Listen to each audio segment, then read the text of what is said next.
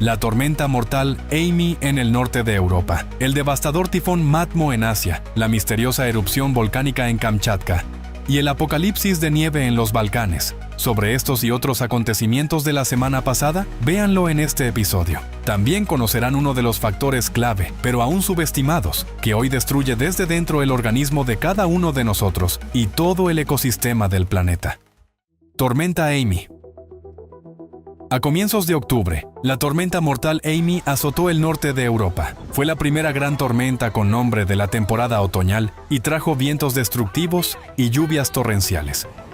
El 3 de octubre, en Irlanda, unas 200.000 viviendas quedaron sin electricidad debido a la furia del temporal, y el tráfico aéreo se paralizó. En la capital del país, Dublín, se cancelaron 115 vuelos. Lamentablemente, no se pudieron evitar víctimas humanas. En el condado de Donegal, un hombre murió.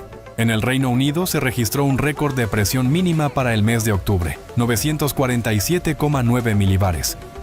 Precisamente esta anomalía atmosférica fue el motor que intensificó los vientos en la región hasta alcanzar una fuerza excepcional. En la isla de Tiree se registró una ráfaga de 154 kilómetros por hora. En Londres se cerraron los famosos parques reales. Debido a los árboles caídos, el tráfico por carretera y ferrocarril quedó bloqueado en todo el país. Y en Escocia se suspendió el campeonato de golf.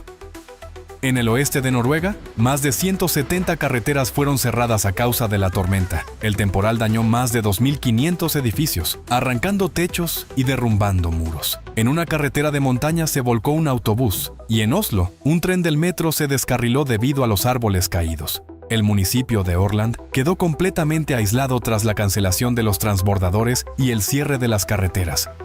En Suecia, los meteorólogos declararon el nivel naranja de peligro para las costas occidental y meridional, donde se registraron ráfagas de viento huracanadas y lluvias torrenciales. El 4 de octubre, la tormenta Amy golpeó los Países Bajos con vientos de hasta 120 kilómetros por hora, provocando destrucción masiva. El aeropuerto de Schiphol, en Ámsterdam, canceló unos 150 vuelos, y el servicio de ferries con las Islas Frisias fue completamente suspendido. En la ciudad belga de Ostende, por motivos de seguridad, se prohibió a las personas el acceso a los rompeolas, a causa del fuerte viento, que superaba los 100 kilómetros por hora. Se registraron casos de árboles caídos sobre automóviles estacionados. En la ciudad danesa de Skagen, las olas de hasta 4 metros arrojaban enormes piedras por encima del muelle. En menos de 2 días, cayó más de la mitad de la precipitación mensual promedio. En la costa norte de Francia, la tormenta llegó con olas de hasta 5 metros y ráfagas de viento de hasta 131 kilómetros por hora. Miles de hogares quedaron sin electricidad y el tráfico ferroviario se vio interrumpido. El temporal se cobró 2 vidas. Una persona se ahogó en el mar y otra murió en su coche tras la caída de un árbol. Península Balcánica. En la noche del 3 de octubre, debido a lluvias sin precedentes, el sur de la costa del Mar Negro en Bulgaria se vio afectado por una inundación catastrófica. Los balnearios más perjudicados fueron Elenite, Sunny Beach, Sveti Vlas y la ciudad de Tsarevo. En el pueblo de Izgrev, las estaciones meteorológicas registraron más de 410 milímetros de precipitaciones en solo 24 horas. En 5 municipios de la provincia de Burgas se declaró el estado de emergencia. Los poderosos torrentes de agua arrastraron numerosos coches y furgonetas al mar, inundaron viviendas privadas, hoteles y destruyeron carreteras. Más de 80 localidades quedaron sin suministro eléctrico. La inundación repentina se cobró la vida de al menos 4 personas. Cientos de residentes y turistas fueron evacuados. Mientras tanto, en el norte del país se observó un clima invernal severo. La lluvia se transformó en aguanieve, bloqueando temporalmente los pasos de montaña y causando cortes de electricidad. La Compañía Nacional de Ferrocarriles informó de importantes retrasos y cancelaciones de trenes debido a los árboles caídos. Fenómenos meteorológicos similares afectaron también a los países vecinos de los Balcanes occidentales. En las regiones montañosas de Serbia cayeron hasta medio metro de nieve.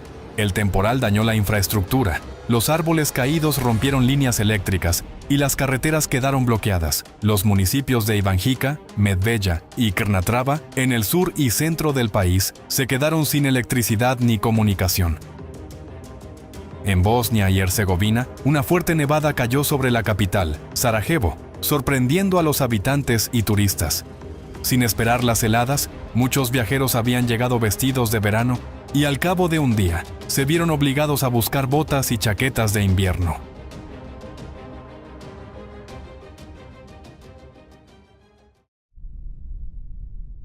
Rusia.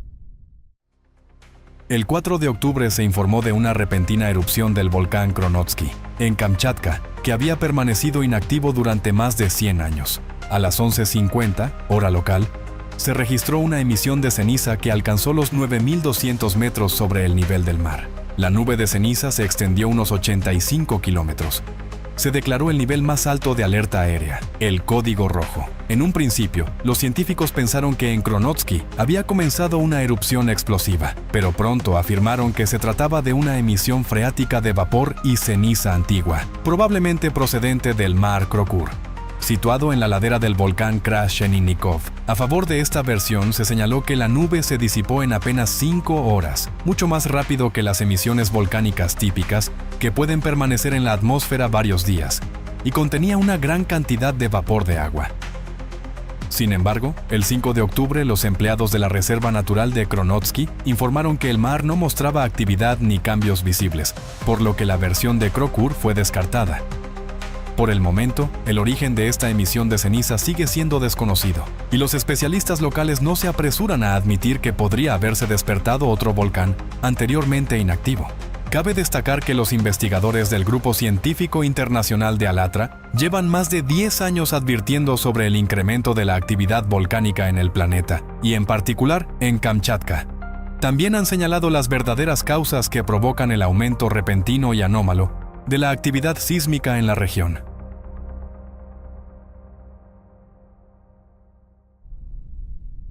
Nepal.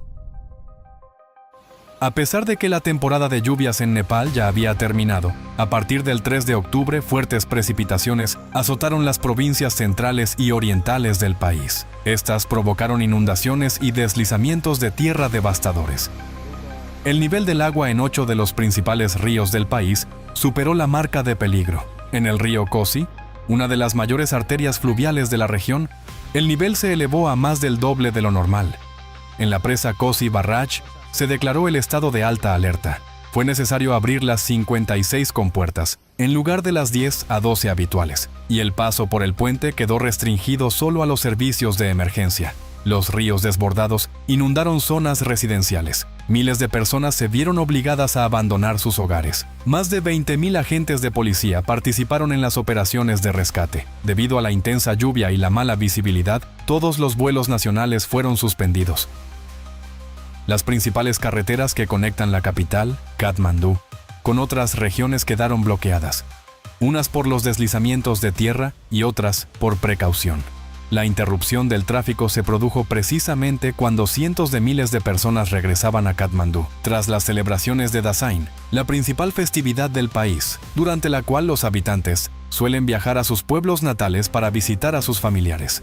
En la Reserva Natural de Langtang, un río desbordado arrastró a 4 turistas que siguen desaparecidos.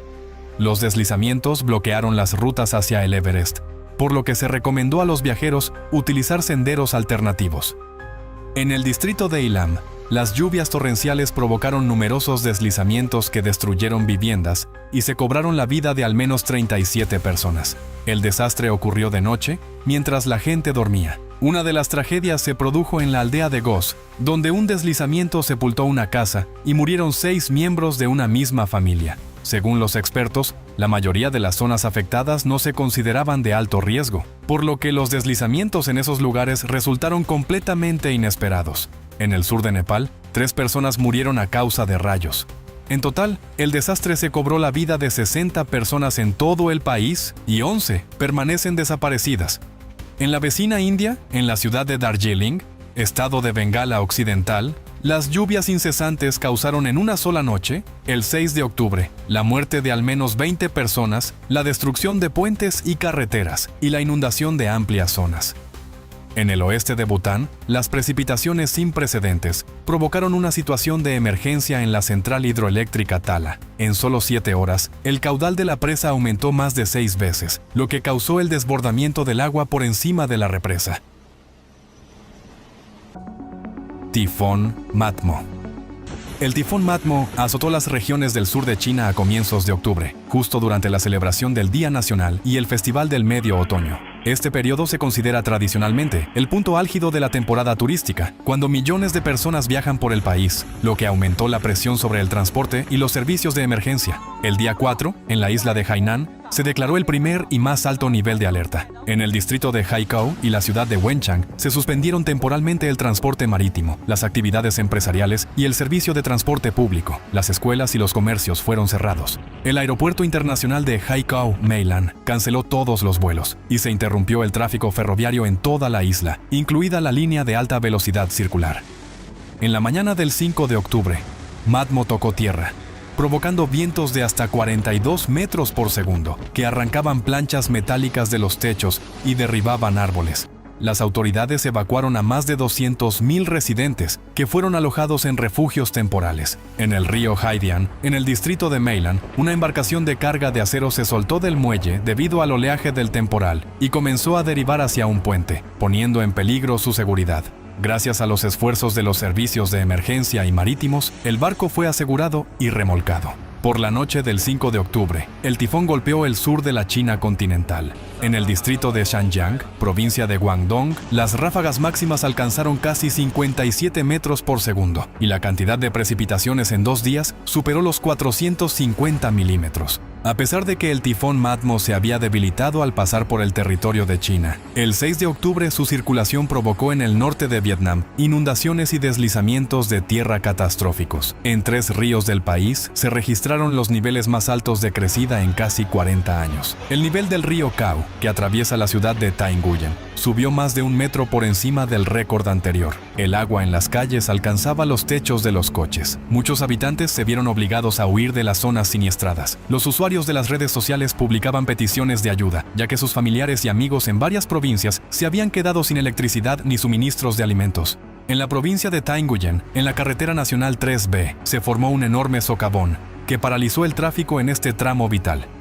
Para entregar más de 4 toneladas de agua, alimentos y artículos de primera necesidad a los residentes de las zonas inundadas de la provincia de Langson, se desplegaron 3 helicópteros. En la presa de la central hidroeléctrica Bac Ke 1 se produjo una rotura de unos 5 metros de ancho, lo que obligó a evacuar a los habitantes de las localidades situadas aguas abajo. En la capital, Hanoi, donde muchas familias acababan de limpiar el barro y los escombros tras el mortal tifón Boaloi, el nuevo tifón Matmo trajo otra ola de lluvias torrenciales. En algunas zonas cayeron hasta 350 milímetros de precipitación. Las estaciones de bombeo trabajaban al límite de su capacidad para drenar el agua de los 90 distritos inundados de la capital. Uno de los residentes de la ciudad confesó que la situación se había convertido en un círculo vicioso. Llueve, las calles se inundan, la gente lucha desesperadamente por sobrevivir y teme que pronto esto pueda convertirse en algo habitual. El desastre causó enormes daños al país. Casi 17.000 viviendas quedaron bajo el agua. Se inundaron más de 22,5 hectáreas de arroz y otros cultivos. Más de 200.000 cabezas de ganado y aves murieron o fueron arrastradas por el agua. Como resultado de las repentinas inundaciones y los deslizamientos de tierra, en Vietnam murieron 8 personas y otras 5 permanecen desaparecidas. Numerosos estudios señalan como principal factor de las precipitaciones extremas el rápido aumento del contenido de humedad en la atmósfera debido a su calentamiento. En efecto, una atmósfera más cálida puede retener mucha más humedad y transportarla a mayores distancias. Sin embargo, existe otro factor que la mayoría de los especialistas no toma en cuenta en sus cálculos, y muchos ni siquiera son conscientes de su impacto negativo en el sistema climático del planeta. Se trata de los micro y nanoplásticos presentes en la atmósfera. Billones de estas partículas partículas no son polvo inerte e inofensivo. Son capaces de acumular y mantener durante largo tiempo una carga electrostática, lo que altera significativamente las propiedades físicas de la atmósfera. Como resultado, observamos un cambio fundamental en las nubes. Las partículas de plástico actúan como núcleos de condensación sumamente eficaces, lo que hace que las nubes se formen a menor altitud. Retienen la humedad durante más tiempo y en mayor cantidad, y cuando comienza la lluvia, esta se descarga en forma de un aguacero catastrófico. Además, el plástico presente en el océano y en la atmósfera actúa como una capa aislante que impide el intercambio térmico normal entre el agua y el aire. Como resultado, la energía no se disipa, sino que permanece dentro del sistema terrestre. Lo más peligroso es que este proceso se retroalimenta. El calentamiento del océano intensifica la evaporación, y junto con el vapor, cada vez más nanoplásticos ascienden a la atmósfera. El aire se vuelve más cargado eléctricamente, y la energía retenida acelera aún más el calentamiento. Más calor significa más humedad, más plástico, y así sucesivamente en un ciclo infinito. Hace ya 20 años, un grupo interdisciplinario de científicos de Alatra comenzó a estudiar el nanoplástico y fue el primero en advertir sobre su amenaza. Determinaron que la propiedad más peligrosa de estas partículas es su capacidad para acumular carga electrostática, la cual afecta tanto al ser humano como a la naturaleza. Sin embargo, resolver este problema no es posible con los esfuerzos de un solo grupo científico. Para encontrar una solución eficaz, se requieren los recursos y la colaboración de científicos de todo el mundo. Por eso, hoy más que nunca, es fundamental la participación activa de la sociedad. Es necesario un fuerte impulso social que exija investigaciones sobre el nanoplástico.